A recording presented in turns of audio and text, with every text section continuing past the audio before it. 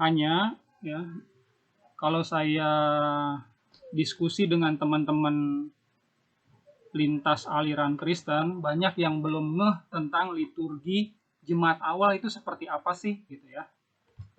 Siapa yang memimpin ya, lalu mengapa menghadap ke satu altar atau meja yang dikhususkan gitu ya.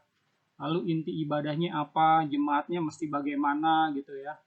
Ada musiknya atau enggak, terus perlengkapan di altarnya bagaimana. Nah, pada kesempatan malam hari ini kami ingin share tentang liturgi tersebut, namun kami fokuskan ke konsep trinitasnya, gitu ya. Baik, ini adalah materi yang akan kami paparkan, ya. Yang pertama itu timeline Dead Sea Scroll, liturgi-liturgi dan kitab-kitab PB. Gitu. Jadi saudara-saudara bisa tahu dalam lintas sejarah itu yang mana dulu sih yang muncul antara kitab-kitab PB sama liturgi sama Dead Sea Scroll ya. Lalu tentang tradisi suci dan kitab suci sebagai pedoman pengajaran jemaat awal. Banyak yang belum paham tentang tradisi suci itu seperti apa ya.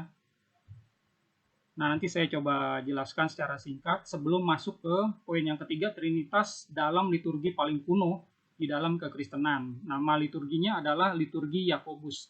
Atau saudara-saudara kalau cek di Google ya, Saint James Divine Liturgy ya, itu saudara akan menemukan banyak informasi mengenai ini. Bahkan ya, saudara bisa temukan juga isi liturginya kalimat demi kalimatnya itu seperti apa, itu sebenarnya sudah ada gitu. Lalu yang keempat ya, konsep trinitas dalam liturgi kuno tersebut itu apa aja. Nah, ini saya pretelin ya. Ada 4 poin. Konsep korbanotnya, konsep perkawinannya dalam Judaism, terus konsep keimamatannya dan tanda salib. Lalu yang terakhir adalah kesimpulan. Baik. Saudara David bisa tes mic.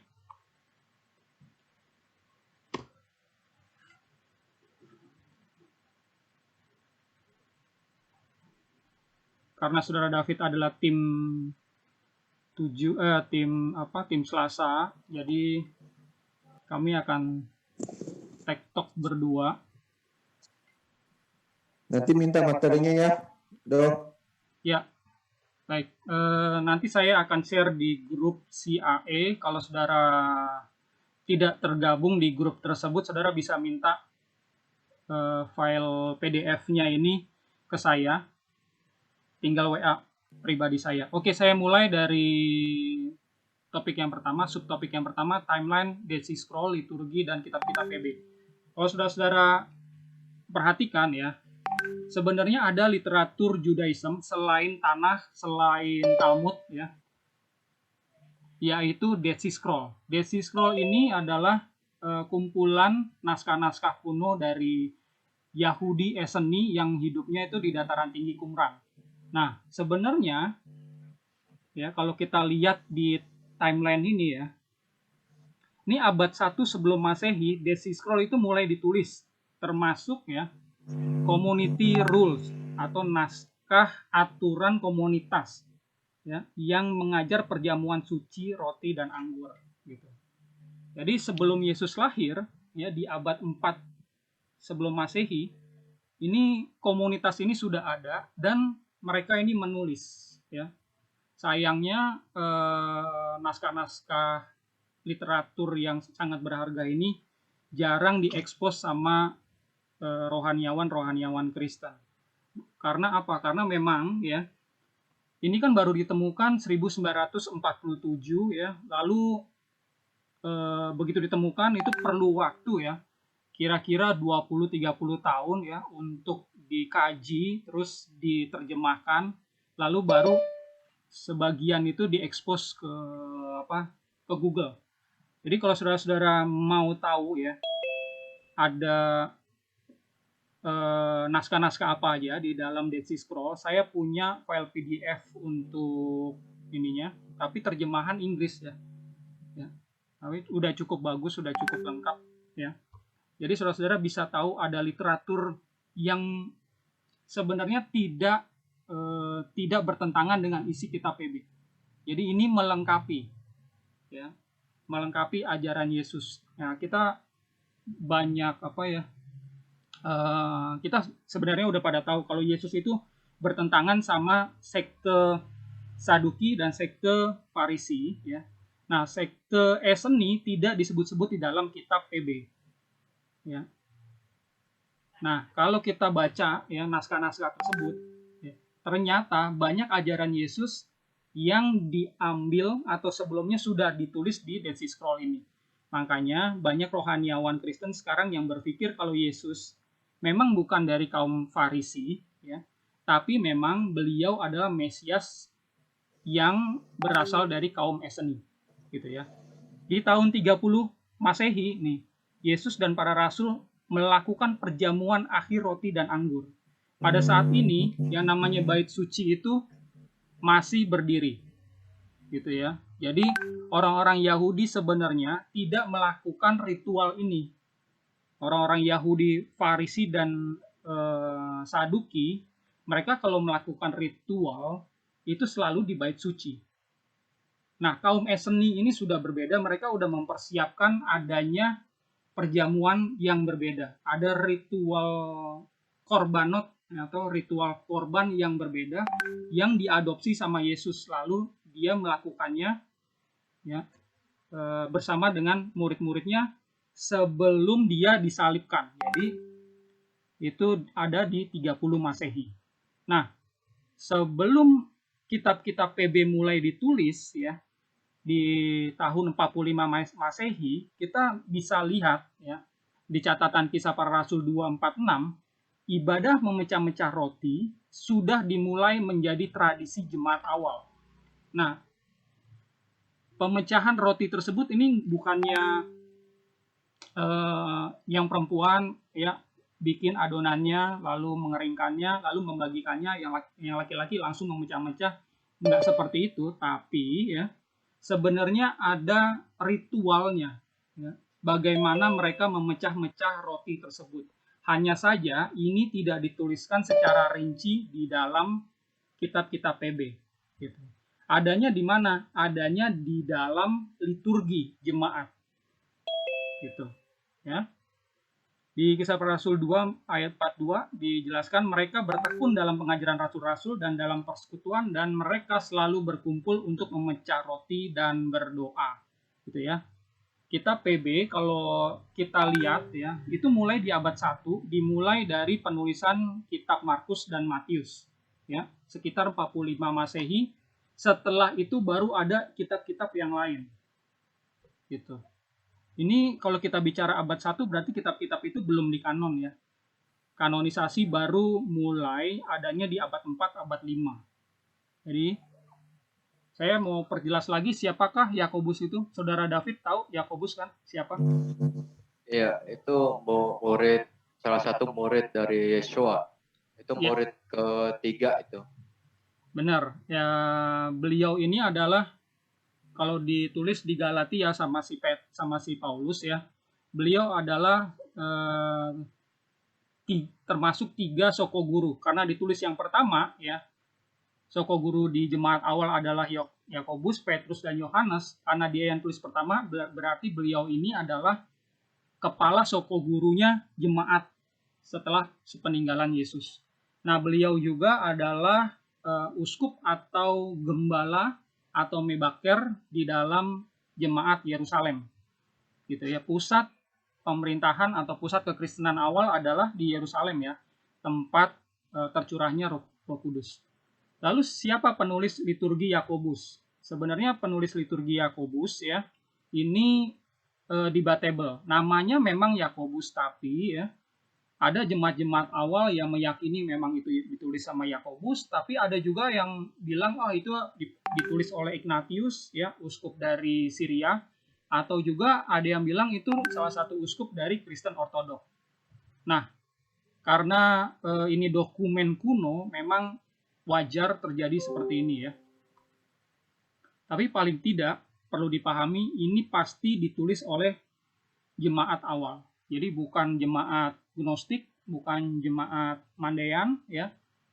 bukan juga jemaat atau murid-murid Farisi, tapi bagian dari jemaat awal. Apa inti liturgi kuno kekristenan? Yaitu perjamuan suci, gitu ya. Jadi memecah-mecah roti itu bagian dari ritual perjamuan suci, atau di dalam bahasa Aramaiknya adalah rasa kurbana kadisa. Liturgi kuno mana saja yang dipakai jemaat awal? Ya, selain liturgi Yakobus ada liturgi Markus, lalu ada liturgi Adai Marmari oleh jemaat Asiria, lalu juga ada liturgi Saint John Chrysotomos dan lainnya. Tetapi yang paling kuno ya itu adalah liturgi Yakobus, gitu ya. Mana saja gereja awal? Gereja awal adalah gereja Yerusalem, gereja Syria, gereja Roma Katolik, ya, gereja Konstantinopel, ya, di Yunani, ada juga gereja Asiria. Jadi pengajaran saya dari pengajaran Asiria di Mesopotamia. Lalu juga ada Celtic juga termasuk gereja awal dan lainnya. Gereja-gereja yang saya sebutkan ini ya, itu mayoritas masih ada di abad 21 ini, kecuali jemaat Yerusalem. Ya. Gereja mana yang memelihara liturgi Yakobus di Indonesia? Saudara David, tahu nggak? Ada 2 gereja. Iya. Yaitu Ortodok sama GNI. Ya, benar. Saya. Ya, jadi hanya ada 2 gereja kuno ya.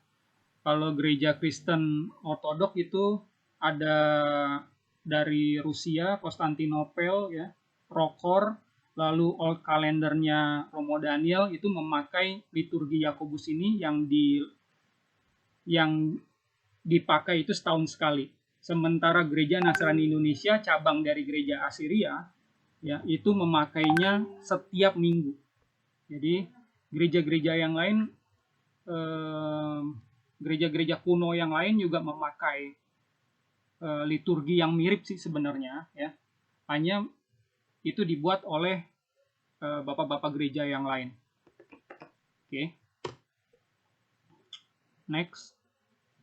Nah, sebelum saya masuk ke liturgi itu sendiri, saya jelaskan posisi liturginya di dalam tradisi suci. Jadi yang namanya pedoman pengajaran jemaat awal, ya, itu minimal ada 2, kitab suci dan tradisi suci. Ya. Kitab suci itu adalah Torah tertulis, sementara tradisi suci adalah Torah lisan yang dibuat banyak ritual-ritualnya, gitu. Jadi kitab suci ini mulai ditulis ya 45 Masehi, lalu di kanon abad 4, abad 5. Sementara tradisi suci itu isinya apa aja sih? Ya, ada perayaan-perayaan, 7 kadishot atau 7 sakramen, liturgi perjamuan suci, ini yang mau kita bahas, tanda salib, tradisi menyalin naskah, pengakuan iman, tradisi biara, dan lain-lain. Nah, semuanya ini adalah tradisi, gitu ya. Yang tadinya ini lisan, lalu dibentuk ke dalam ritual-ritual, dan di abad modern ini semuanya dituangkan di dalam materi seminari. Makanya rohaniawan dari gereja-gereja kuno itu pasti memahami tradisi suci ini lebih baik daripada jemaat-jemaatnya. Nah, yang kita mau bahas adalah yang ini nih, liturgi perjamuan suci. Ya, bukan yang ada di dalam kitab, tapi karena ini bagian dari dalam pengajaran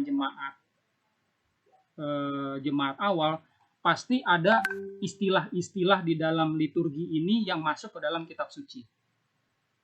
Gitu ya. Baik.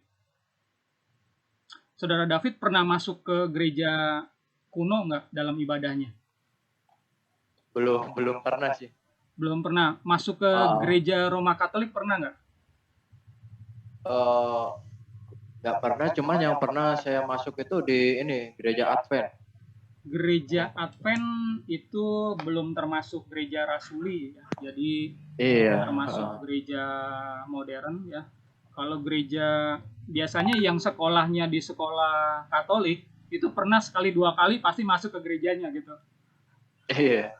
cuman saya masuk di gereja Katolik tuh waktu ini ya, temen saya tuh menikah gitu ya. Oh iya iya. Nah, di Eh, dalam pernikahan juga biasanya ada perjamuan sucinya. Cuma itu dipadetin gitu. Karena eh, yang menjadi intinya adalah sakramen pernikahan. Jadi yang namanya sakramen pernikahan itu dari satu dari 7 sakramen atau kadisop. Gitu ya. Oke, saya next ke berikutnya. Trinitas dalam liturgi paling kuno dalam kekristenan, liturgi Yakobus. Nah, liturgi ini ada bersama dengan beberapa liturgi kuno lain dan tulisan bapak-bapak gereja sampai konsili Nikea. Jadi kalau saudara-saudara periksa dokumen namanya Antiniken, ya, Antiniken dokumen, itu sebenarnya ya dokumen-dokumen ya, tulisan bapak-bapak gereja sampai konsili Nikea. Konsili Nikea kan 325 ya, berarti abad 4. Nah, sebelumnya itu dikumpulin ke dalam satu dokumen disebut Antiniken dokumen. Nah, ternyata ya liturgi ini tuh ada di dalamnya. Gitu. Jadi ini adalah liturgi kuno. Ya, seperti tadi saya bilang sebenarnya ini liturgi eh, yang berasal dari Dead Sea Scroll yang Yesus lakukan bersama para muridnya.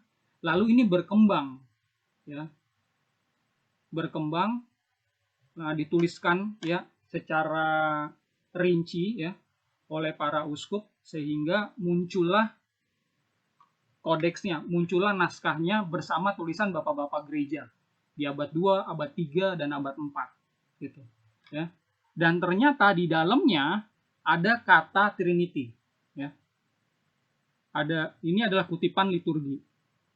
Glory to the Father and the Son and the Holy Spirit, the triune light of the Godhead, which is unity subsisting in Trinity, ya, dan seterusnya, ya. Diyakini kalau liturgi paling kuno ini adalah liturgi yang ditulis di dalam bahasa Aramaik, ya, ditulis pertama kali oleh dan untuk jemaat Judeo Christianity, ya, sebelum akhirnya dipakai oleh jemaat yang lain, gitu. Nah, di sini sudah ada kata Trinitas, gitu ya. Yang jadi pertanyaan, apakah ada kata Trinitas di dalam liturgi ini? Ada, ya. Apa itu Trisagon? Nah, saudara David tahu nggak Trisagon itu apa? Ya, Trisagon itu kan eh seperti apa ya? Kalau dalam pengertian saya ya, itu sejenis kayak apa pribadi gitu loh. Antara apa di dalam diri Hasya itu kan di dalam Torah Musa itu kan terkadang kan Musa kan mengatakan kepada bangsa Israel itu kan Bapa gitu kan. Nah, habis itu di dalam kitab Yermayu atau dalam kitab Yesaya itu juga dikatakan Bapa kami gitu. Dan juga bangsa Israel ini ibaratnya dari dulu itu seperti anak gitu. Karena maka dari itulah di dalam Torah Musa itu kan dikatakan bahwa Israel ini anak sulungku ini kan. Dan ini sudah menunjukkan bahwa di mana hubungan Bapa terhadap anak itu. Dan sedangkan Roh Kodes ini suatu yang membimbing gitu, membimbing terhadap anaknya di saat di akan hari yang akan datang seperti itu.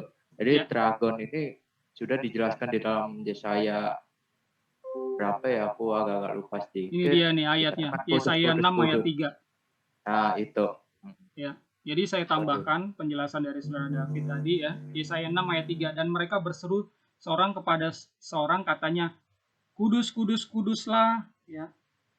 YHWH semesta alam seluruh bumi penuh kemuliaannya. Nah, bagi jemaat awal ya, nats di Yesaya ini ya, yang ada kata kudus-kudus 3 kali itu ditafsirkan ya, ini mengacu kepada 3 aspek ilahi, yaitu Bapa, Putra, dan Roh Kudus.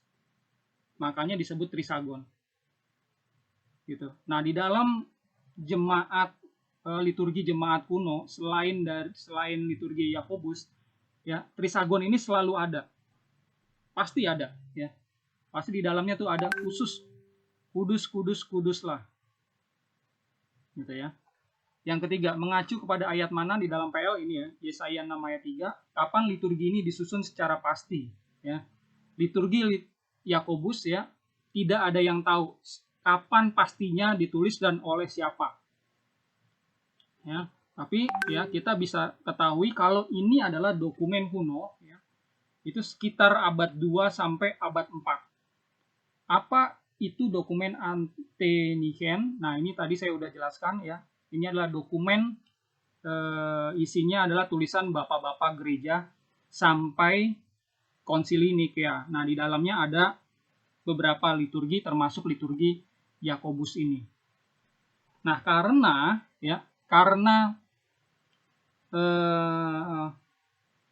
Trinity atau naskah ini ya tidak pasti ada sebenarnya di abad 1 atau tidak ya, tulisan Trinity ini ya, konsep Trinity ini sebenarnya ada apa enggak sih ya di dalam liturgi jemaat yang paling awal, karena ini kan tidak ada yang pasti tahunya ya, tidak ada yang tahu pasti. Oleh karena itu kita tidak bisa berpegangan hanya kepada isi liturgi ini saja, gitu. Makanya kita perlu jelajahi jauh lebih detail ya liturgi Yakobus ini ya, liturgi dari Dead Sea Scroll dan juga liturgi-liturgi yang lain. Nah, kalau kita sudah pelajari semuanya, maka kita akan lihat ada benih-benih konsep dari Trinitas yang sudah ada di dalam liturgi tersebut. Ya. Baik, saya masuk ke dalam penjelasan 4 konsep Trinitas dalam liturgi kuno. Ya. Yang pertama adalah konsep korbanot di dalam Judaism.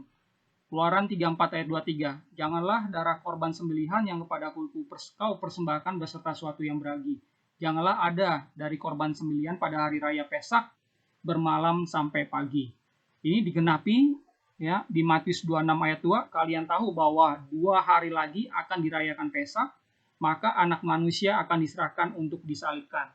Kita sudah sama-sama tahu ya, di setiap gereja Kristen ya, bukan hanya gereja kuno, kita diajar kalau Yesus itu menggenapi hukum Taurat. Yesus itu menggenapi Torah Musa. Gitu ya. Nah, salah satu yang digenapi adalah korban. Jadi ada ritual korban yang merupakan gambaran di dalam perjanjian lama itu digenapi oleh Yesus. Jadi kedatangan Yesus tidak bisa dilepaskan dari ya, nubuatan-nubuatan atau isi dari hukum Taurat. Ya. Nggak bisa dilepaskan. Ya, pertanyaannya, 1. Untuk apa orang Israel membawa domba untuk disembelih di bait suci? Saudara David bisa bantu saya? Untuk apa orang Israel bawa domba ke bait suci?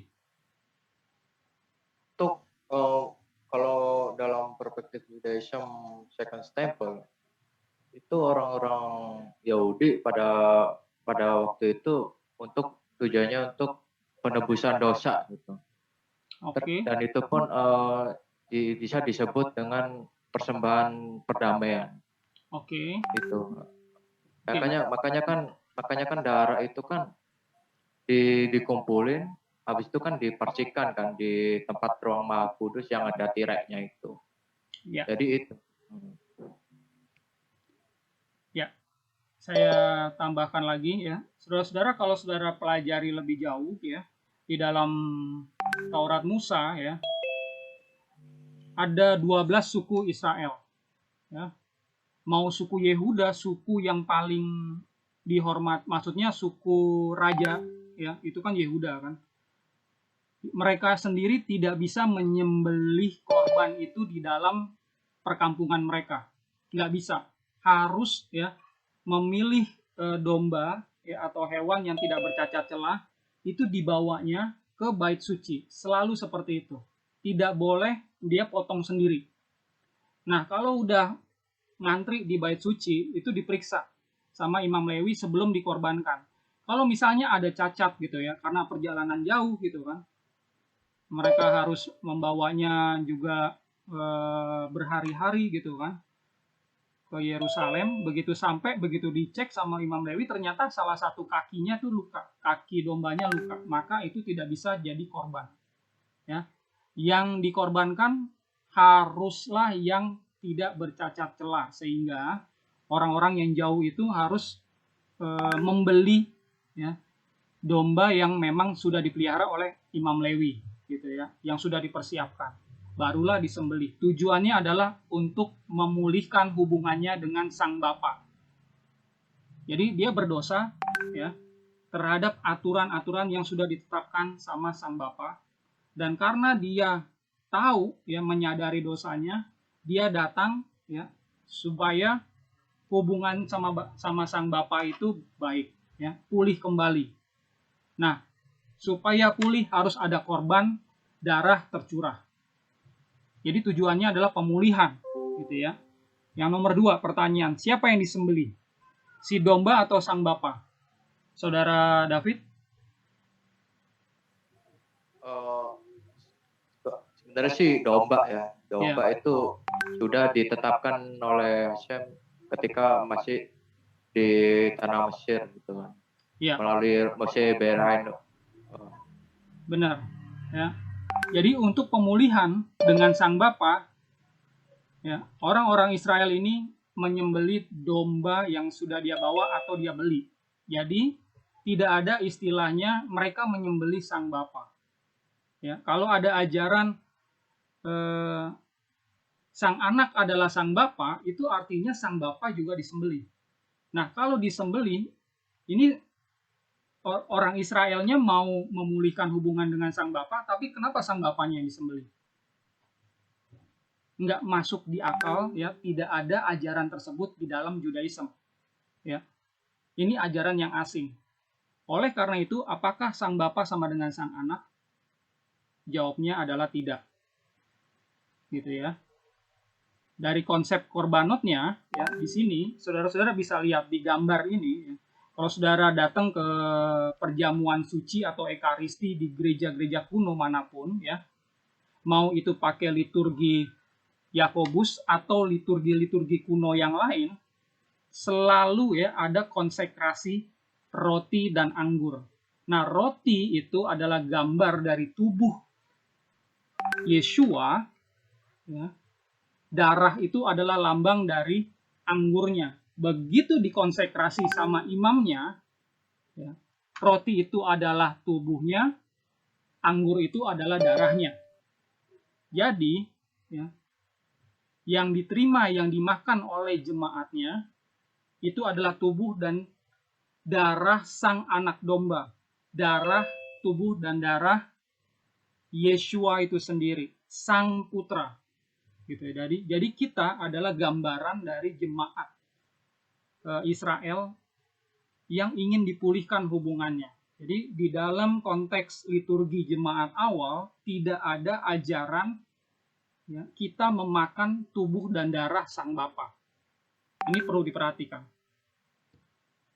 Oke. Saya masuk ke konsep yang kedua, yaitu konsep perkawinan dalam Judaism. Nah, ini ada gambar ya, saudara bisa lihat ada istilahnya tenda putih gitu ya. Tenda putih, di bawahnya itu ada pengantin Yahudi laki perempuan. Lalu yang laki-laki ini memecahkan gelas. Ini semua ada lambang-lambangnya, ada artinya, ritual di dalam Judaism ini gitu ya. Saya coba jawab pertanyaan-pertanyaan di samping ini ya. Apa kata jemaat di dalam Aramaik? Artinya apa? Kata jemaat di dalam Aramaik ya, Yesus berbahasa Aramaik, para rasul awal ya, itu bahasa bundanya adalah bahasa Aramaik gitu ya.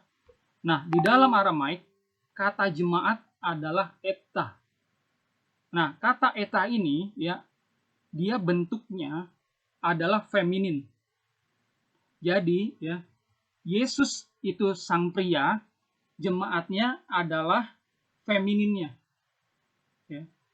Yesus adalah mempelai pria, jemaatnya adalah mempelai wanita.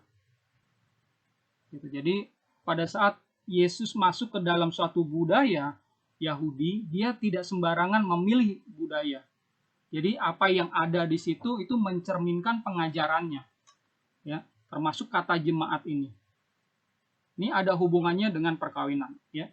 Yang kedua, siapa yang menikah? Sang anak dengan mempelai atau jemaatnya, atau sang bapa yang menikah? Nah, yang menikah adalah Yesus dengan jemaatnya. Jadi kalau saudara perhatikan, ya, di dalam liturgi tersebut, ya, itu jemaat memakan tubuh dan darah Yeshua, ya, itu bisa menjadi gambaran simbolik di dalam simbolik konsep perkawinan. Jadi sebagai mempelai wanita, ya, itu menerima bagian tubuh dari sang pria. Jadi kalau di malam pengantin kan intim gitu ya. Nah, pasti kan ada bagian, ada benih dari sang mempelai pria itu masuk ke dalam tubuh mempelai wanita. Jadi ini yang dimaksud ada konsep perkawinan di dalamnya. Dan yang menikah itu adalah sang putra dengan jemaatnya. Tidak ada ajaran bapa menikahi jemaat, gitu ya. Yang ketiga, bagaimana tradisi perkawinan dalam Judaisme? Tradisi perkawinan di dalam Judaisme, ya, termasuk yang melibatkan tenda putih ini, ya. Terus si prianya nginjak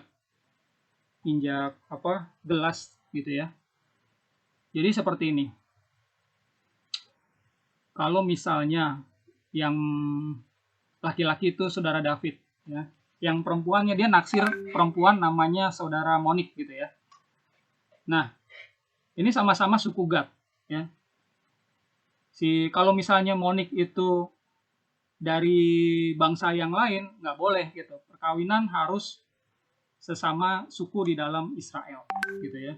Jadi Gad kawin sama Gad, Manase sama Manase, Yehuda sama Yehuda, gitu ya. Nggak boleh nyebrang suku, nggak boleh nyebrang bangsa. Itu aturannya di dalam perkawinan Judaism. Nah, pada saat si saudara David ini naksir si Monik, gitu ya. Dia akan pergi ke bapaknya si Monik, dia akan memberikan mohar, ya. Mohar di dalam Ibrani dan Aramaik, ya. Di dalam bahasa Arabnya adalah mahar. Di dalam bahasa Indonesia, mahar. Jadi saudara-saudara tahu ya, mohar itu apa? Jadi itu uang tebusan. Uang tebusan kepada si ayah supaya dia bisa memberikan putrinya menjadi istrinya saudara David, gitu ya. Tapi karena mohar ini bisa dibilang tanda tebusan, tanda jadi gitu ya. Si ayahnya ini bisa nego gitu ya. Misalnya si saudara David dia bawa 3 unta sama 20 domba gitu ya. Tapi si ayahnya Monik, karena dia tahu, wah, si Monik kan cantik, kembang desa gitu ya. Banyak laki-laki yang suka, yang tertarik gitu. Makanya harganya tinggi. Ya, dia minta 500 unta gitu kan, minimal. Nah, saudara David ini harus cari cara gimana caranya dia memenuhi mohar yang diminta sama papanya. Kalau enggak, laki-laki lain yang akan memberikan. Dan saudari Monik itu akan menjadi istrinya. Jadi mohar ini sangat penting. Nah, taruhlah akhirnya dikasih gitu ya. Dikasih gitu, papanya si Monik dikasih 50 unta yang diminta gitu. Oke, dikasih gitu kan. Nah, dikasihlah si Monik sebagai istrinya, ya. Pada saat itu dimulailah namanya masa pertunangan. Si Monik sudah menjadi milik saudara David gitu ya. Bukan milik laki-laki lain ya, dan statusnya itu tidak single. Namun demikian, dia masih ada di rumah papanya. Ya, masih ada di rumah papanya sampai rentang waktu kira-kira 1 tahun. Setelah itu, ya, kan si saudara David kan pulang. Nah, 1 tahun kemudian dia balik untuk menjemput si mempelai wanitanya. pada saat menjemput itu dia keluar ada tandu seperti ini, ada tandu di gambar ini, putih seperti ini, ya. Di bawah tandu itulah kedua mempelai tanda tangan surat nikah atau namanya ketubah, ya, kontrak pernikahan. Ya. Setelah itu ada ritual injak gelas, ya, baru sang wanita itu dibawa ke kamar pengantin oleh mempelai pria. Itu adalah pada saat dibawa ke rumah atau kamarnya si pria, itu adalah pernikahan. Jadi sudah selesai masa pertunangan. Selalu seperti ini, pertunangan dulu baru pernikahan, ya.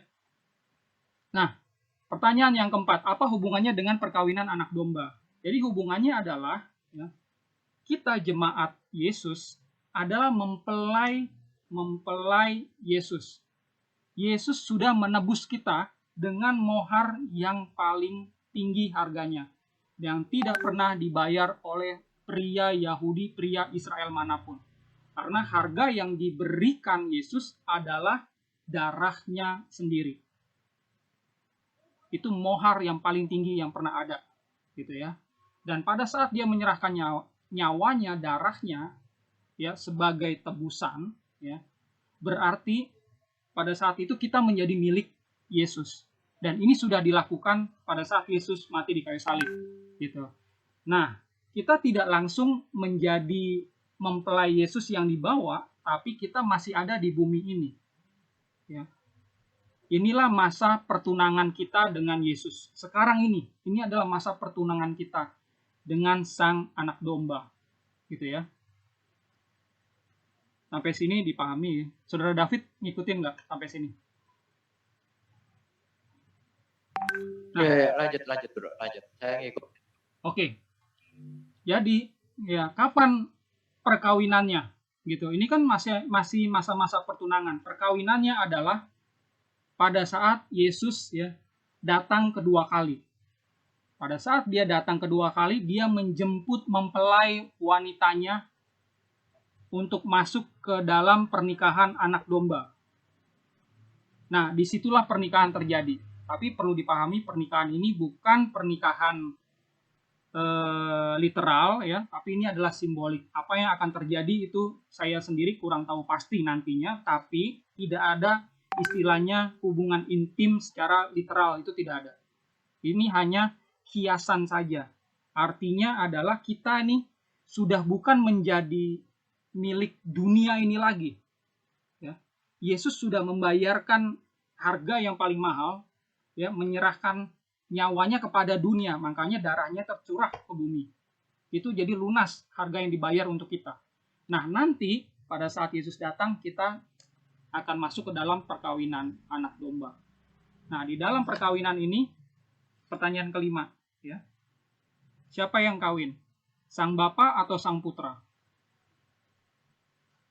Jawabnya adalah Sang Putra, ya. Jemaat awal dari dulu sampai sekarang melestarikan liturgi ini, tidak pernah ada ajaran Bapa menikahi mempelai anaknya, ya. Di dalam Judaism, ya, kalau Bapa meniduri mempelai anaknya, istri anaknya, bapaknya bisa dirajam. Ya, jadi apakah Bapa sama dengan sang anak? Jawabnya adalah bukan. Sang anak adalah sang anak, ya, Yesus. Sang Bapa adalah sang Bapa. Jadi ini ada hubungannya. Konsep perkawinan dalam Judaism dan liturgi jemaat awal. Hubungannya juga dengan konsep Trinitas. Oke. Kita masuk ke dalam 4 konsep Trinitas dalam liturgi kuno, ya, konsep keimamatan dalam PB. Oke. Kalau kita mengikuti liturgi ini, saudara-saudara, kita akan dipandu oleh imamat, ya, yang berhak untuk memimpin ekaristi atau perjamuan suci, ya, di gereja kuno itu ada 2, ya. Kalau nggak dia uskup atau imam besar, dia adalah imamnya. Ya, saya ditabiskan menjadi imam, ya, itu tahun 2017. Jadi sebelumnya saya diakon dulu. Kalau saudara perhatikan di layar, ini saya sudah perjelas ya, posisi keimamatan di dalam perjanjian baru. Ya. Ini ada imam besar atau mebaker, ya, atau uskup, ya, sama aja, atau episkupa di dalam Yunaninya. Lalu di bawahnya itu adalah imam, yang di bawahnya lagi deacon. Nah, saudara-saudara kalau baca Kisah Para Rasul, ya, ada pentabisan 7 deacon, ya, 7 penata layan, termasuk Stefanus yang mati dirajam, itu adalah deacon, gitu ya. Nah, saudara-saudara kalau pelajari lebih rinci organisasi di dalam jemaat-jemaat awal, ya, jemaat itu selalu, ya, berhubungan dengan imamat untuk beribadah kepada Sang Bapa. Ya. Jadi ada keimamatan di dalam Yerusalem, ya. Yerusalem dipimpin oleh Yakobus, ya. Lalu jemaat Syria dipimpin mebakernya adalah Petrus, ya. Sebelum Petrus itu ke Roma. Jadi di Roma itu sudah ada uskup Linus atau muridnya Paulus yang lain. Lalu di Kerala, India ada mebaker atau uskup Thomas. Di Mesopotamia ada Mar Adai atau Tadeus, ya. Dan di tempat-tempat yang lain tersebar itu pasti ada kepemimpinan uskup atau gembala atau imam besar. Gitu ya. Nah, semua uskup ini, ya, gembala-gembala ini selalu dipimpin oleh Yesus sebagai imam besar agung. Gitu ya. Kita lihat di Ibrani 4 ayat 14, ya. Di sini dijelaskan karena kita sekarang mempunyai imam besar agung yang telah melintasi semua langit, yaitu Yesus anak Allah. Baiklah kita berpegangan pada pengakuan iman kita. Jadi Yesus posisinya adalah imam besar agung. Ya.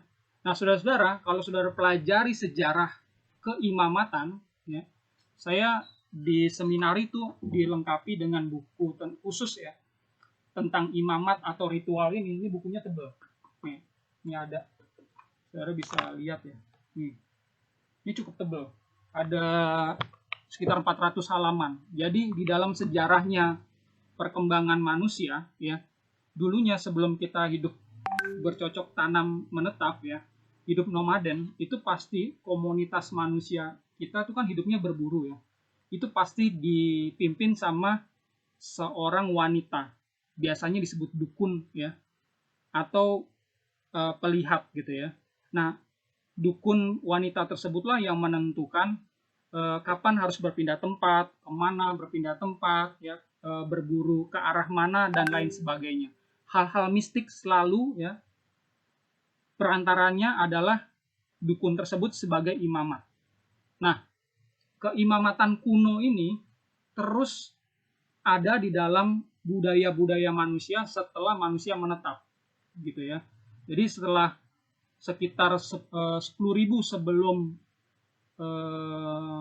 sebelum Masehi, ya, itu kan manusia sudah bercocok tanam. Nah, disitulah mulai berkembangnya agama-agama, ritual-ritual, ya. Manusia memiliki banyak agama, ya, banyak dewa-dewi, ya. Nah, selalu, ya, yang namanya jemaat, ya, atau manusia itu dipimpin oleh keimamatan untuk berkontak dengan dewa-dewinya mereka, gitu, sampai akhirnya memiliki kuil-kuilnya sendiri-sendiri, gitu. Nah, di Israel itu kan mulai 1300 sebelum Masehi. Jadi Israel sendiri mengadopsi imamat seperti ini.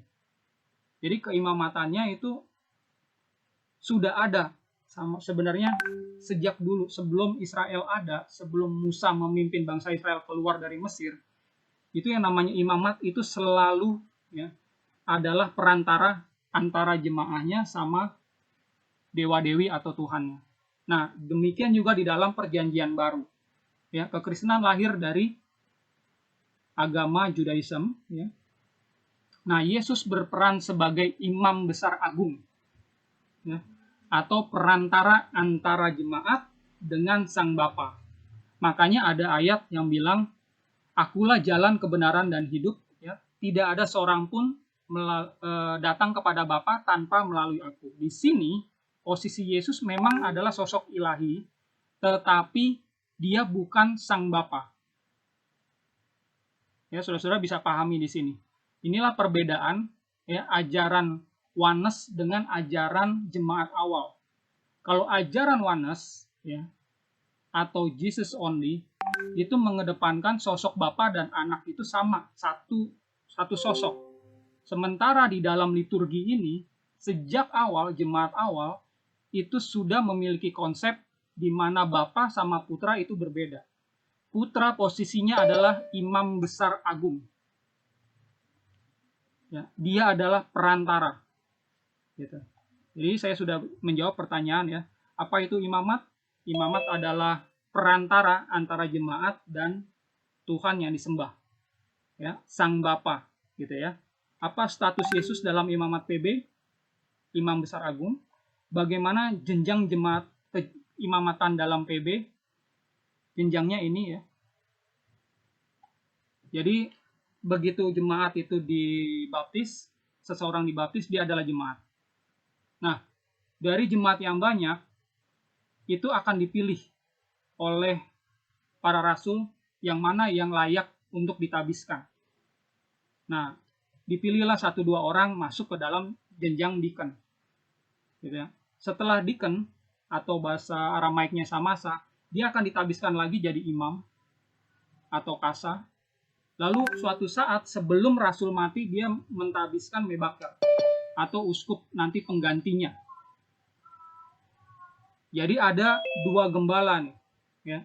Nah, uskup atau mebaker itu nantinya bisa memilih, ya, dari antara jemaat itu ditabiskan menjadi deacon, imam, lalu imam besar lagi. Sehingga, ya, ada rantai kepemimpinan uskup dari mulai Yesus, para rasul, uskup abad 1, abad 2, abad 3, terus sampai abad 21. Itu keimamatan PB. Ya. Apakah Bapa sama dengan imam besar agung? Tentunya bukan, ya. Tidak ada ajaran Bapa sama dengan imam besar di dalam liturgi jemaat kuno. Jadi apakah Bapa sama dengan Sang Putra? Tentunya bukan. Ya. Ini adalah konsep yang asing, ya. Bapa sama dengan Putra. Baik, saya next. Penjelasan berikutnya adalah mengenai salib. Tanda salib ini adalah tanda yang sangat sakral, ya, yang dimiliki, yang diwariskan oleh jemaat awal. Gitu. Sebenarnya sampai ke Martin Luther di abad 16, Martin Luther itu masih mengajarkan para muridnya, teman-temannya itu tentang tanda salib, ya. Tapi setelah muncul gereja-gereja modern gitu, ya, itu tanda salib ini sudah tidak dilakukan lagi. Gitu. Nah, saya mau share sedikit apa hubungannya tanda salib ini sama Trinitas, sama konsep Bapa Putra. Jadi gini, ya. Kalau saudara perhatikan ada gambar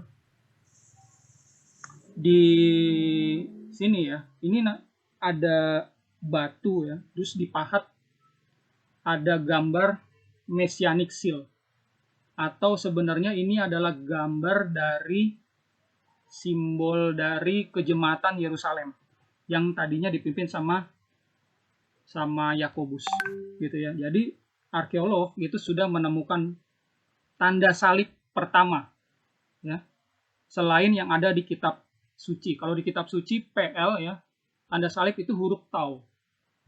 Ya, itu Paleo Hebrew itu hurufnya tanda salib tau.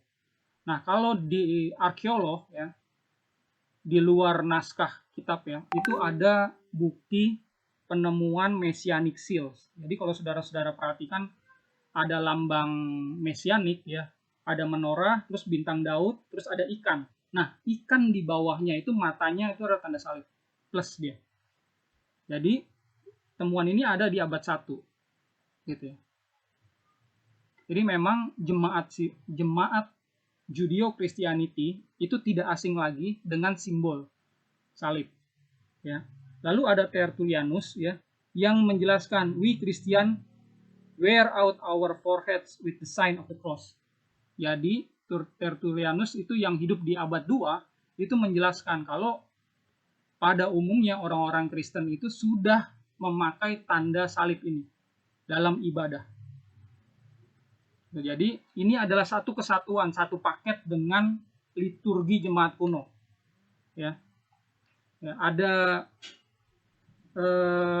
artinya gitu ya, dari kepala, kening, ya, lalu ke perut.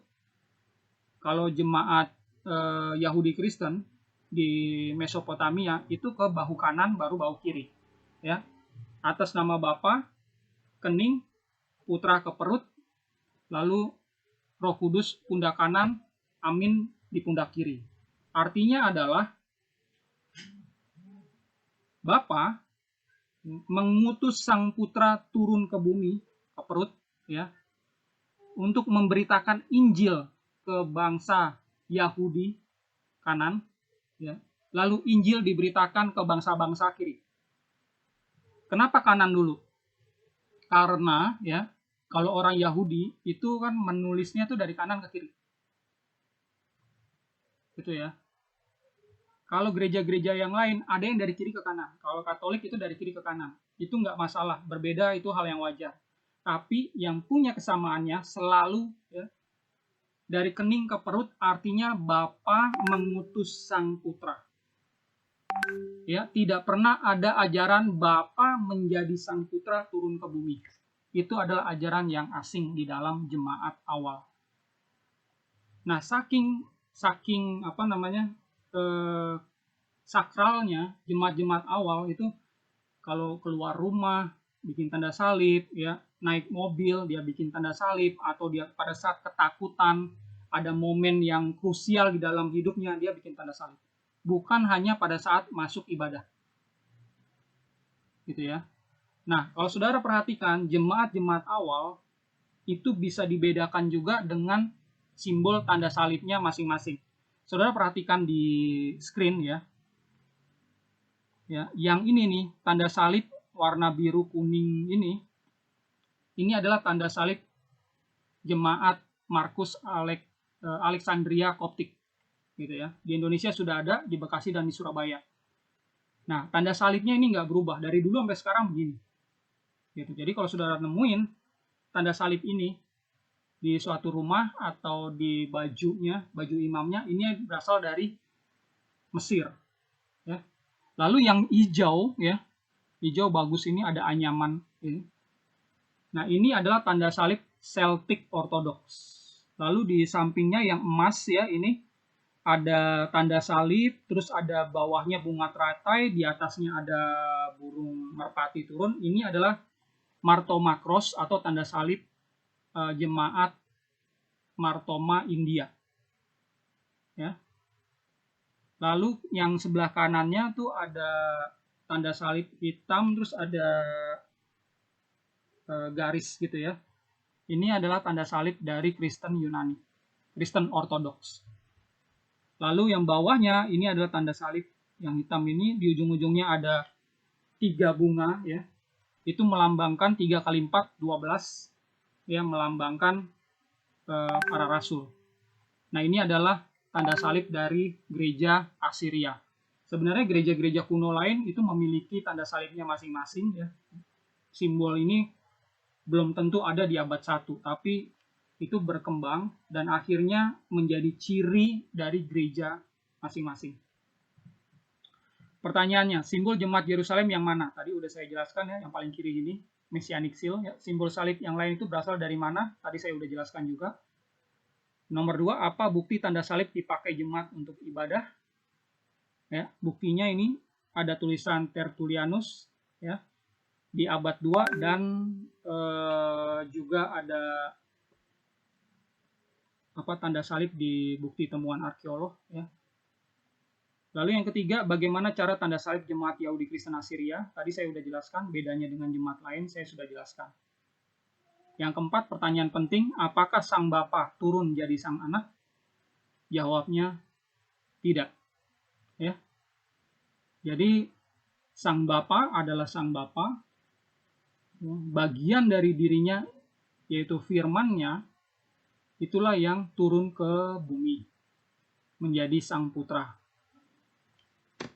Baik. Saya masuk ke slide terakhir. Kesimpulan. Yang pertama, konsep Trinitas tidak asing di dalam berbagai liturgi jemaat kuno. Ya, tadi sudah saya tampilkan, bahkan ada kata Trinitas. Ya, konsep-konsepnya ada di dalamnya. Yang kedua, Sang Bapa bukanlah Sang Anak dalam liturgi-liturgi kuno kekristenan. Sehingga ajaran Oneness bukanlah produk Judaism dan ajaran para rasul. Jadi ini adalah ajaran yang asing, tapi memang muncul di dalam ajaran kekristenan berikutnya, gitu ya. Oke, ini yang bisa saya share pada kesempatan kali ini. Oke. Saya akan lihat pertanyaan dari rekan-rekan di chat. Itu sudah diinventaris sama Bro Andreas, mungkin bisa dibantu disebutkan. Bro Andreas. Nanti invite aku ke grup ya. Siap. Baik, terima kasih untuk ini yang merinci ya satu persatu pertanyaan dari rekan-rekan. Ini dari Saudara Buarnerges ya. Pertanyaan ke kami ya. Yang pertama, apakah jemaat awal percaya Yesus Tuhan? Dari Saudara Betran. Jawabnya iya. Yesus itu disebut ya, kalau jemaat awal itu kan berbahasa Aramaik ya. Yesus itu punya 4 sebutan yang mengacu kepada keilahiannya. Yang pertama adalah dia disebut Immanuel, artinya Tuhan beserta dengan manusia. Bukan nabi beserta dengan manusia. Itu udah jelas, Immanuel. Yang kedua, dia disebut Bar Allaha. Bar Allaha atau anak Allaha. Artinya di dalam jemaat awal adalah jelmaan Tuhan. Jadi Tuhan sendiri kan nggak kelihatan, Sang Bapa nggak kelihatan. Nah, bagian dari Sang Bapa itu masuk ke dalam rahimnya Maria, lalu Maria melahirkan seorang anak. Nah, itu disebut Bar Allaha atau jelmaan Tuhan. Ya. Yang ketiga, ya, Yesus juga bilang kalau dia adalah Maria Allaha. Ya, ada banyak ayat di dalam kitab PB, terutama PB Aramaik ya, yang menyatakan Yesus adalah Maria Allaha atau YHWH Allaha. YHWH ini ya mengacu kepada nama Sang Putra dan nama Sang Bapa. Ya, YHWH. Yang keempat ya, Milta Allaha. Milta Allaha atau firman Allaha. Yohanes 1 ayat 1 dan 14. Kita sama-sama tahu firman Allaha yaitu Allaha sendiri. Oke?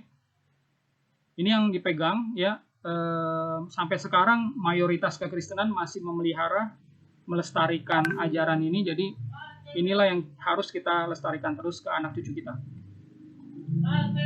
Nomor 2, apakah Rasul Yesus saat abad pertama percaya Trinitas, Saudara Jafar? Ya, jawabnya ya. Tadi saya sudah jelaskan ya. Di dalam liturgi ada konsep-konsep yang menyatakan Bapa, Putra, Roh Kudus. Apalagi begitu liturgi ini dituliskan ya, itu benar-benar ada kata Trinitasnya. Oke, ya. Oke, ada lagi nomor 3, bagaimana penjelasan Yesus dikatakan imam sekaligus anak Allah, Saudara Jafar? Ini adalah 2 titel yang berbeda ya. Yesus itu adalah imam besar agung, adalah perantara atau kepalanya semua imam yang ada di dunia ini. Kepalanya semua gembala yang ada di dunia ini. Gembala ini membawahi jemaat. Jadi Yesus adalah jalan. Akulah jalan, kebenaran, dan kehidupan. Tidak ada seorang pun datang kepada Bapa tanpa melalui aku. Gitu kan ya. Nah, dia adalah jalan. Itu adalah konsep keimamatan. Tapi ya, Kalau saudara-saudara perhatikan, ternyata sang imam besar ini juga adalah sosok ilahi. Kalau saudara pelajari lebih jauh, ya, anak Allah, ya, itu juga disembah di dalam berbagai budaya yang ada, bukan cuma oleh jemaat awal, ya, bukan oleh jemaat awal aja. Kalau saudara pelajari kekristenan awal, itu ada yang menyebut dirinya Kristen tapi ajarannya adalah ajaran Gnostik. Nah, di ajaran Gnostik ini mungkin suatu saat saya bisa share lebih jauh, ya. Walaupun ini dianggap sesat sama ajaran gereja pada umumnya pada saat itu, tapi mereka ini punya suatu dokumen, punya kitab khusus yang menjelaskan siapa itu Bapa, siapa itu Anak. Di dalam kekristenan kita nggak ada kitab, ya, di dalamnya khusus menjelaskan Bapa dan Anak. Adanya tercerai-berai, ya, sehingga kita ini kalau mau tahu dengan pasti Bapa sama Anak, kita harus belajar ajaran jemaat awal itu seperti apa. Nah, kalau di dalam kitab Gnostik itu jelas, ya, itu ada Bapa, ya, dalam satu pasal, lalu pasal berikutnya Sang Putra itu seperti apa. Nah, di dalam Gnostik ini ada jelas Trinitas, Bapa, Putra, dan Roh Kudus. Nah, ajaran mistik yang lainnya yang berbeda sehingga mereka tidak dianggap sebagai ajaran jemaat awal atau ajaran para rasul. Lalu kalau saudara cek, ya, di dalam budaya Yunani, ya, kaisar-kaisar Yunani itu seperti Kaisar Julius, Kaisar Octavianus, anaknya itu mengangkat diri sebagai anak dewa. Dan mereka ini punya kuilnya masing-masing sehingga orang-orang Yunani pada saat itu menyembah mereka. Gitu. Nah, di dalam budaya Yahudi tidak ada orang yang klaim, ya, kalau dia adalah anak sang Bapa. Cuma Rabi Yesus ini aja. Dan itu ada di dalam nubuatan, di dalam PL, dan juga ada di dalam nubuatan yang ada di Dead Sea Scroll. Sehingga memang posisi Yesus itu adalah, selain dia adalah Mesias, selain dia adalah imam besar, dia juga adalah anak Allah yang disembah. Makanya pada saat Injil mulai dari Yahudi ke bangsa-bangsa, bangsa-bangsa yang lain itu akhirnya gampang menerima Yesus sebagai Tuhan Juru Selamat. Karena memang hal seperti ini tuh nggak asing di dalam budaya mereka. Gitu ya.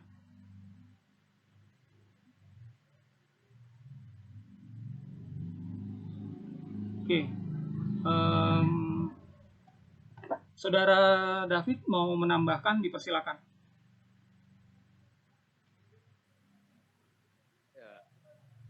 Cuman saya cuma menambahkan dari segi korbanat, ya.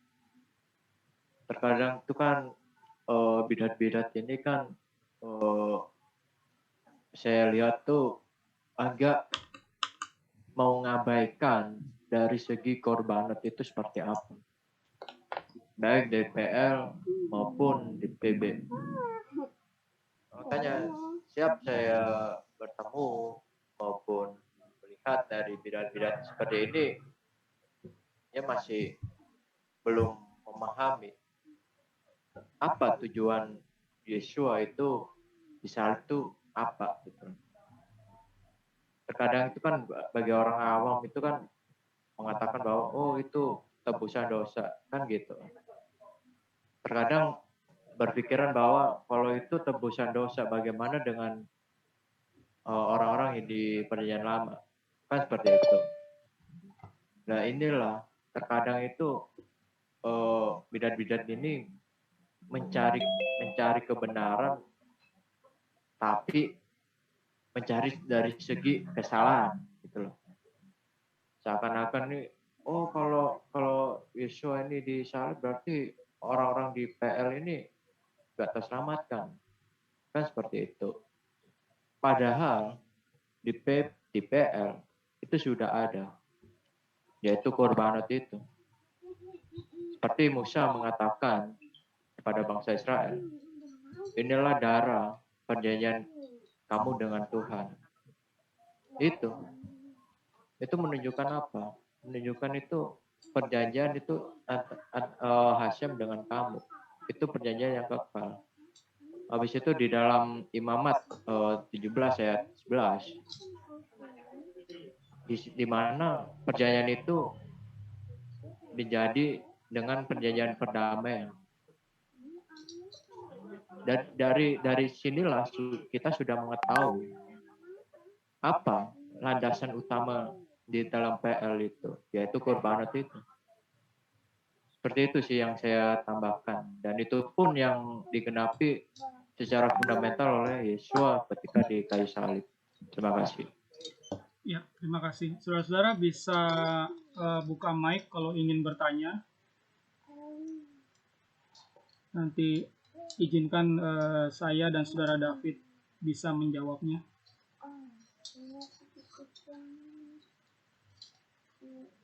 Fokus kita ke liturgi jemaat kuno ya.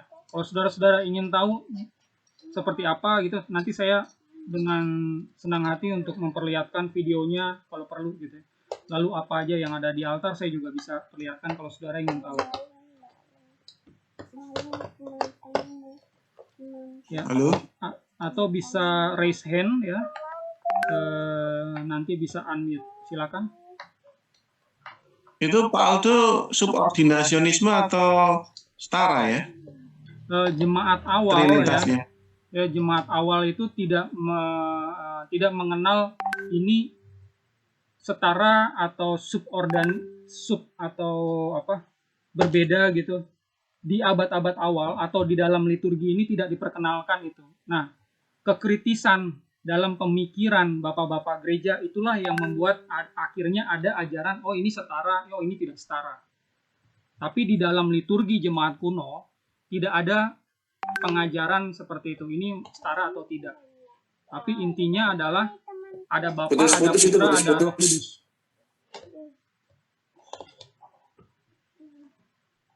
Nggak putus-putus kok itu dari Ya, terima kasih atas pertanyaannya. Mungkin ada pertanyaan yang lain. Silakan raise hand jika Kalau ada yang ingin bertanya. Saudara-saudara, ya kalau saudara-saudara perhatikan ya, teman-teman Yahudi kalau ditanya Tuhan kamu itu seperti apa, mereka itu nggak akan jawab seperti orang Kristen. Kalau orang Kristen punya tradisi menjawab dengan lugas seperti apa itu, kalau dia percaya Trinitas dia akan jawab. Kalau dia percaya Oneness dia akan jawab, gitu ya. Tapi kalau orang Yahudi nggak, tahu nggak kenapa? Ada yang tahu di sini? Pertanyaannya apa, Bang? Pertanyaannya gini, ya. Kalau saudara pernah nggak tanya ke orang Yahudi, Tuhan kamu tuh seperti apa? Tolong dong dijabarin secara cukup rinci. Nah, biasanya mereka itu tidak merincinya. Tahu nggak kenapa?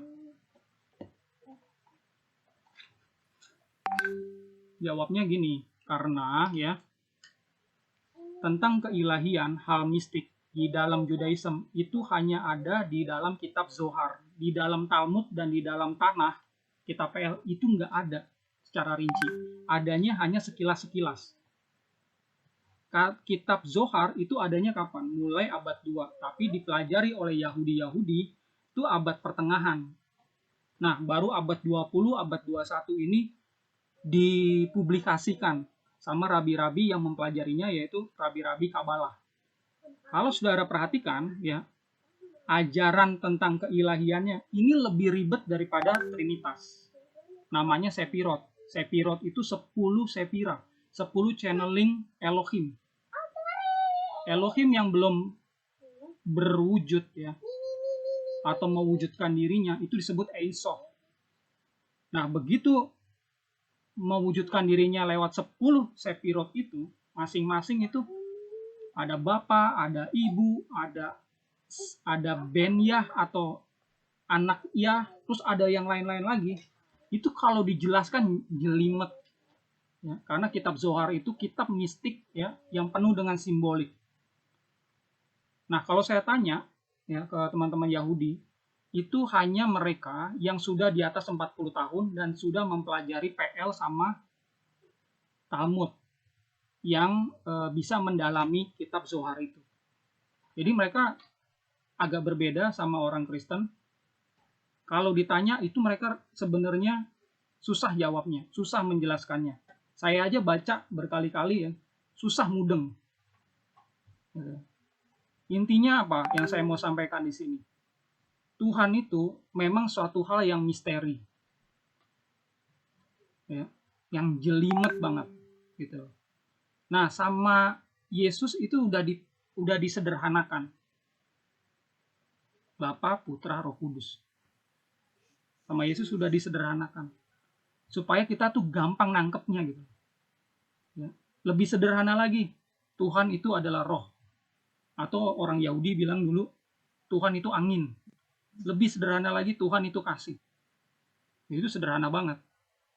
Nah, supaya yang tadinya jelimet ini, yang susah dipahami, jadinya tuh mudah dipahami sama orang Yahudi pada saat itu. Nah, jadi jangan sampai kita berpikir gini, oh Tuhan itu gampang kok dipahami. Lah, kalau Tuhan gampang dipahami sama kayak kucing. Ya, kita mau tahu kucing, tangkep aja, bius, belek. Sama-sama kita lihat, oh darahnya merah, oh ada jantung, oh ada usus. Kurang puas, kita belek lagi kucing yang lain. Nah, kalau Tuhan kan nggak bisa seperti itu kan. Makanya kita harus hormati apa yang sudah Yesus dan para rasul ajarkan. Ini emang lebih jelimet daripada Wanes. Kalau Wanes itu sederhana banget, ya. Tapi memang ya ajarannya bukan Wanes. Ajaran yang di-share sama Yesus dan para rasul adalah ya konsep Trinitas ini. Gitu. Seperti tadi saya udah jelaskan di dalam liturgi itu seperti apa. Nah, yang tadinya jelimet itu bisa jadi lebih sederhana. Nah, kalau mau jelimet sekali, belajarlah yang Sefirot itu, tapi tetap juga saudara akan pahami. Ya, di dalam ajaran Judaism itu nggak ada istilahnya Bapa sama dengan anak, nggak ada. Jadi Bapa sama anak, Bapa sama putra Bapa sama ibu dulu ada. Ya, begitu kawin baru ada anak. Benar-benar kayak manusia kalau saudara mempelajarinya. Ini ada di dalam kekekalan. Itu ajaran mereka. Nggak ada istilahnya Bapa sama dengan anak. Itu adalah ajaran yang asing di dalam Judaism. Jadi kalau ada rohaniawan-rohaniawan Kristen yang menyangka di dalam kitab Tanakh itu ada Bapa sama dengan anak, itu dia salah belajar. Harus belajar lebih jauh tentang kitab Kabalah. Ya, silakan Agung Nugroho. Oke, terima kasih. Shalom. Shalom Pak Agung. Selamat malam Bung Sam Aldo, salam kenal. Ya, salam Saya kenal. Simba Agung yang sering capri. Oh, ya Mbah. Begini, Bung Sam Aldo, saya mau tanya. Tapi mohon maaf, saya nggak mengikuti dari awal. Pertanyaan saya begini. Pada saat zaman Tuhan Yesus dulu bersama dengan para murid, itu kira-kira Tuhan Yesus bersama para murid itu kalau beribadah, itu kitab sucinya apa ya Bung Sam ya? Itu saja. Baik, kitab sucinya adalah kitab-kitab Torah dan nabi-nabi yang ada di sinagog. Itu wujudnya gulungan-gulungan dalam bahasa Ibrani. Gitu ya. Jadi jemaah Yahudi pada saat itu tidak bawa pulang gulungan-gulungannya, hanya kalau mereka datang ya ke sinagoga, mereka bisa mendapatkan pengajaran. Mereka nggak pegang gulungan itu. Biasanya mereka menciumnya. Gitu. Oke. Ya, Terima pertanyaan kasih. berikutnya dari Edo. Iya, mau bertanya ke Romaldo. Ya. Kalau kita mencoba mempelajari kitab suci, Bisa di suaranya di. oke, jadi gini. Ya. Di kitab suci itu kan memang mengandung paradoks ya. Artinya ada semacam dua kesimpulan atau hal yang sama-sama mengandung kebenaran, tetapi jika dipahami salah itu menjadi satu kontradiksi atau pertentangan. Padahal kan prinsip mempelajari kitab suci kan tidak demikian. Jadi kita harus menerima kebenaran itu sebagai hal yang mutlak.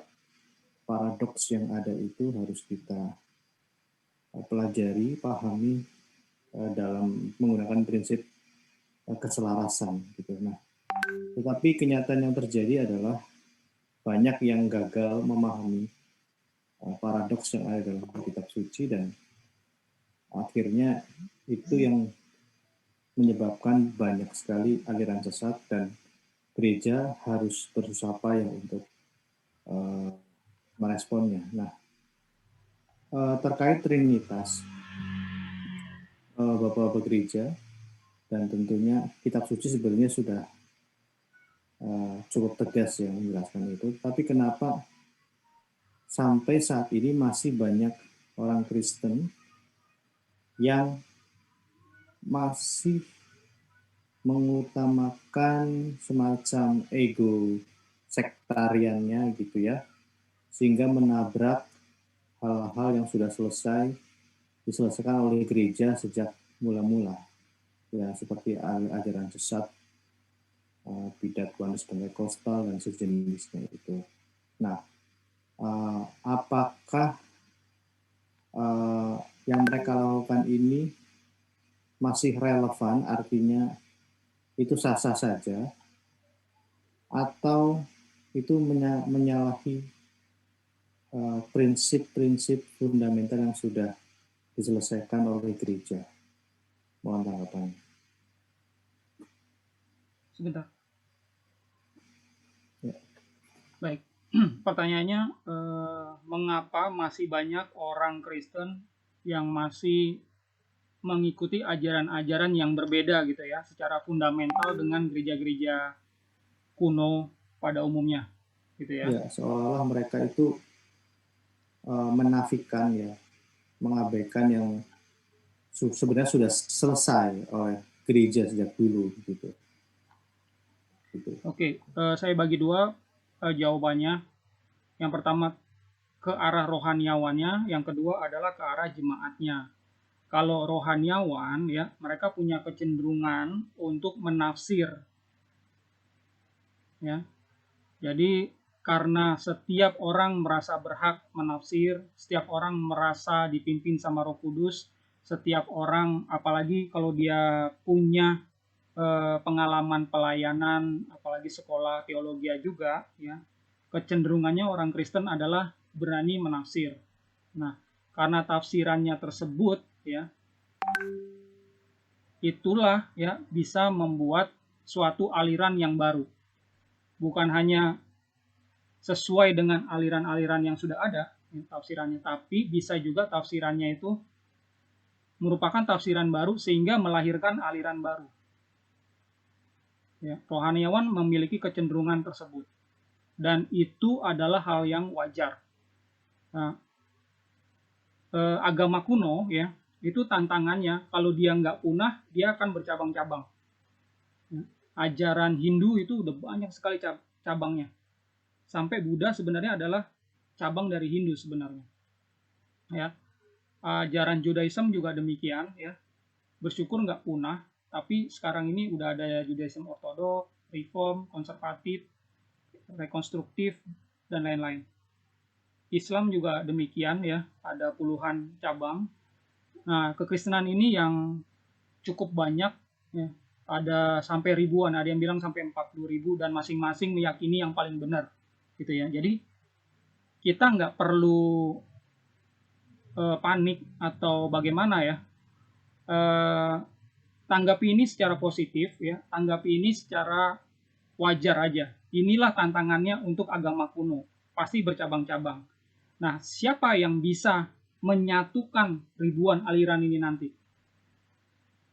Biarpun Paus Paulus keliling dunia ya, ini kan sekarang lagi keliling ya, baru dari Irak nih ya, beliau bukan hanya ke aliran-aliran Kristen yang lain ya, tapi juga ke agama rohaniawan agama lain juga.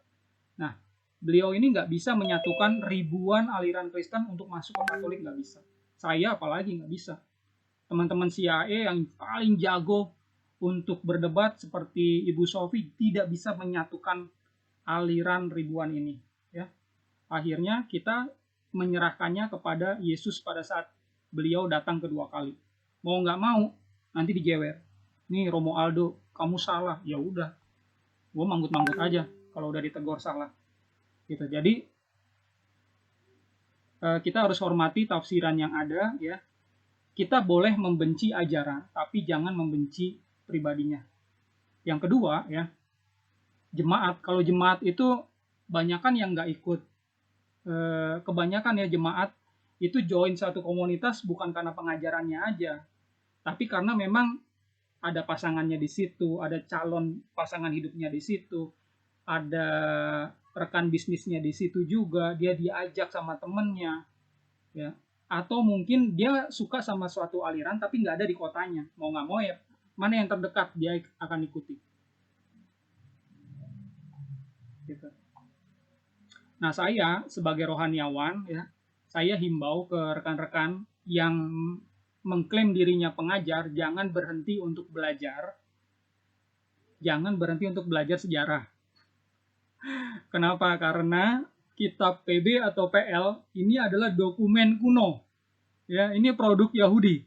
Bukannya dokumen abad 20 dari gereja Oneness Pentakos atau Jesus Only di Amerika atau Saksi Yehova gitu kan di Amerika. Enggak, ini dokumen kuno. Ya, produk Yahudi. Jadi kalau kita mau belajar, mau nggak mau kita mesti belajarin sejarahnya. Jangan kita nafsirkan dengan di luar konteks gitu ya. Tapi sekali lagi ini juga sudah terbiasa kalau ada orang terbiasa menafsir dengan pola pikirnya sendiri gitu ya. Agak susah kalau diajar gitu ya, diarahkan. Tapi ya, edukasi ini penting untuk semua rohaniawan. Seperti itu, Saudara Edo. Ya, terima kasih, Om Aldo. Ada yang lain?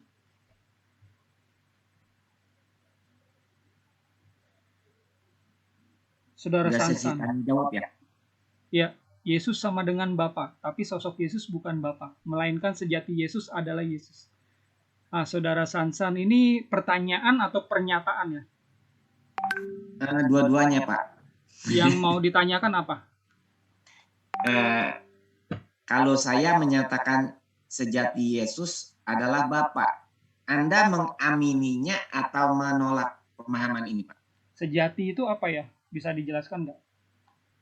Jadi sejati Yesus itu gimana saya jelasin, Pak ya? Yang jelas bukan pada lahiriahnya, Pak, tapi pada ya sejati ya saya susah ya menjelaskannya ya, Pak ya. Mungkin esensi atau hakikat. Boleh dibilang esensi, Pak, betul.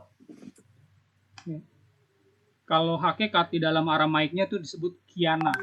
Nah, kiananya Yesus adalah kiananya Sang Bapa.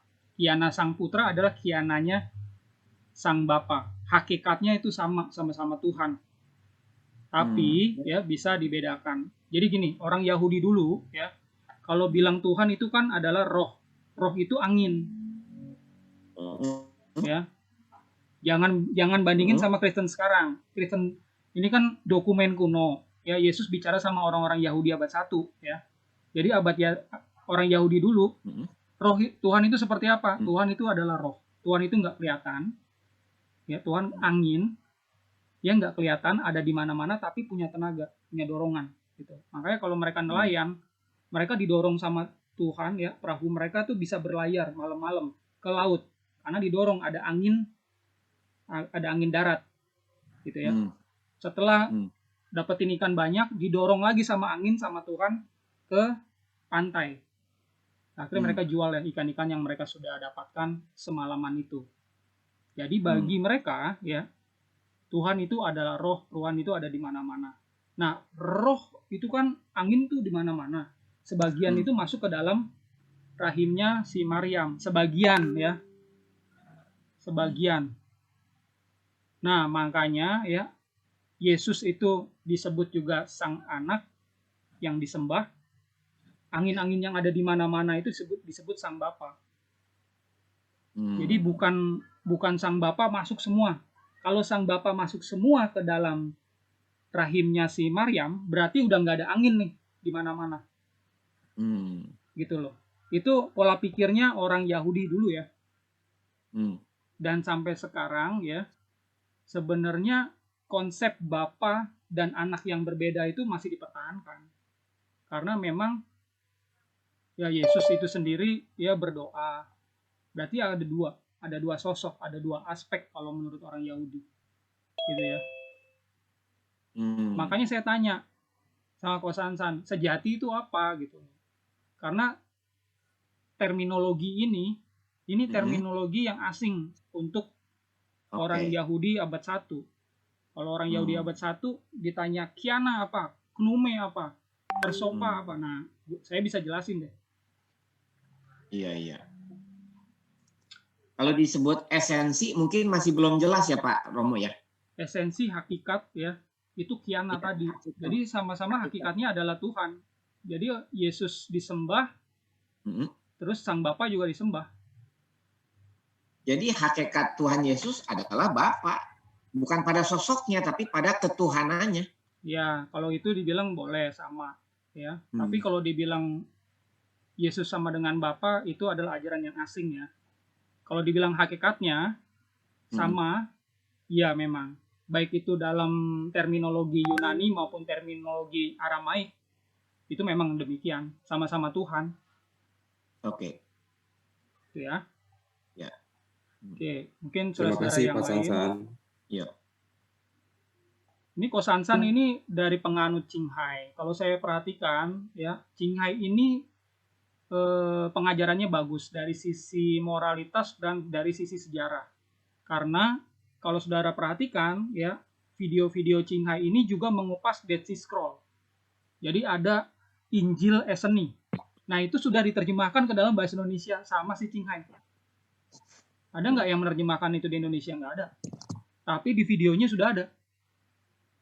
Gitu. Dead Sea Scroll ini adalah naskah Yahudi ya. Yang tadi saya jelaskan, liturgi yang Yesus pakai itu dari naskah Esseni ini, Dead Sea Scroll ini. Ini kan banyak Dead Sea Scroll. Tapi nggak semuanya itu dipegang sama para arkeolog. Sebagian dibeli sama Vatikan. Kan duitnya banyak. Vatikan Roma kan. Kan yang megang ini pasar gelap dulu kan. Ya, jadi banyak orang yang belum mengakui ya Pak Romo ya. Jadi dibeli nih yang di pasar gelap sama si Vatikan. Nah, sama Vatikan perpustakaannya dibuka. Sebagian dibuka. Jadi ada naskah-naskah kuno itu dibuka dan termasuk di dalamnya ada Injil Esseni. Nah, begitu Injil Esseni dibuka, diterjemahkan ya. Wah, itu isinya bagus, moralitasnya juga bagus di situ. Kalau saudara-saudara pelajari, kemungkinan ini adalah tulisan dari Yesus. Karena Yesus di dalam komunitas mesianik, di komunitas Qumran itu, ya, itu adalah Mesias. Nah, di komunitas Qumran itu, Mesias ini membawahi 12 mebaker. Di aturan komunitasnya itu ada. Makanya pada saat Yesus turun mengajar ya, dia itu memilih 12 murid. Karena itu tadi, gambarannya itu udah ada di dalam komunitas Esseni ini. Nah, si Qinghai, ajaran Qinghai ini sudah ngupas sejauh itu, tapi banyak aliran Kristen belum ngupas. Yang banyak malah sejarawan netral. Ya, itu ajarannya bagus ya. Dead Sea Scroll ya dan juga Qinghai banyak yang saling melengkapi atau tidak bertentangan dengan kitab PB. Terutama yang Dead Sea Scroll. Sedikit pertanyaan, berarti kaum Esseni itu dulu memang erat kaitannya dengan daerah Qumran atau bagaimana? Jadi asal-usul kaum Esseni adalah keturunan dari Imam Zadok yang ada di dalam bait suci, melayani bait suci. Ya, itu udah mulai dari pembuangan tuh mereka ada abad 5, abad 6 sebelum Masehi itu mereka kan pulang dari Babylon gitu kan ke Yerusalem, sama-sama bangun, dan mereka itu beranak pinak gitu kan, melayani di situ. Namun di abad 3, abad 2 sebelum Masehi itu ada pergolakan politik pada saat kepemimpinan Hasmonean menjadi raja-raja Yehuda. Nah, sama pemimpin Hasmonean, keturunan asli dari Imam Zadok ini disingkirkan. Nah, yang melayani adalah imam-imam Lewi yang disebut Saduki itu loh. Nah, pada saat disingkirkan abad 2 sebelum Masehi, sebelum Yesus ini, mereka kok pada minggir ke Qumran. Mereka tuh di situ doa, puasa, membaptis diri, ya, tidak ini apa namanya, enggak menikah gitu ya. Wah, itu saking ketatnya untuk apa? Untuk menantikan Mesias gitu. Ternyata Mesias itu kan hadir, Yesus itu hadir dari doa-doa mereka untuk memulihkan bait suci ini, untuk memulihkan perjanjian yang udah hancur ya, perjanjian Sinai. Jadi didoakan ada pemulihan. Nah, pemulihan itulah perjanjian baru pada saat Yesus mati di kayu salib. Itu sebenarnya itu kan udah dinubuatkan kan di PL. Nah, di dalam Dead Sea Scroll itu juga ada nubuatan tentang ini Yesus ini akan mati juga. Pasti akan mati juga. Makanya dipersiapkan. Mereka itu mempersiapkan diri. Nah, pada saat Yesus datang gitu ya, datang mau dibaptis sama si Yohanan atau Yohanes Pembaptis ya. Yohanes Pembaptis itu dari Eseni. Jadi dia tahu siapa ini yang datang, dia tahu sebenarnya. Harusnya bukan saya membaptis kamu, tapi kamu baptis saya, gitu kan si Yohanes. Karena dia tahu si Yesus ini adalah pemimpinnya di Qumran, di Mesias di Qumran sana di Eseni. Pemimpin yang dijuluki sebagai guru kebenaran, teacher of righteousness. Gitu. Ya, baik. Terima kasih Pak Aldo untuk pemaparannya hari ini, untuk topik kita hari ini. Berhubung waktu ya sudah cukup panjang, ya kita mau mengucapkan terima kasih buat Pak Aldo. Tuhan Yesus memberkati. Mungkin ada sedikit kesimpulan atau kata penutup dari Pak Aldo. Baik, terima kasih rekan-rekan atas waktunya. Sekali lagi kesimpulannya ada 2. Di dalam liturgi jemaat awal ya, yang berasal dari Yahudi Eseni dan berasal dari Judeo-Christianity, itu sudah ada konsep Trinitas. Itu kesimpulan pertama. Kesimpulan yang kedua, ajaran Bapa sama dengan anak itu tidak ada sama sekali di dalam ajaran Judaism, tidak ada sama sekali di dalam ajaran kekristenan awal. Ya, itu terlihat jelas di dalam liturgi mereka. Itu aja yang bisa saya sampaikan. Sebelumnya terima kasih untuk tim CIA yang memberikan waktu kesempatan bagi saya dan bagi saudara David. Baik, saya mengundang saudara Edwin Huta Barat untuk menutupnya dengan doa. Silakan Pak Edwin. Oke, mari kita berdoa. Atas nama Bapa, Putra, dan Roh Kudus. Ya Tuhan, terima kasih atas berkat-Mu kepada kami. Malam hari ini kami bisa menerima pengajaran dari Bang Romo Aldo. Semoga apa yang diajarkan kami bisa ingat dan bermanfaat untuk kami ke depannya. Berkati juga aktivitas kami selanjutnya ya Tuhan. Di dalam nama-Mu kami sudah berdoa. Haleluya, amin. Terima kasih rekan-rekan. Selamat malam. Terima kasih, Romo. Ya, Thank you.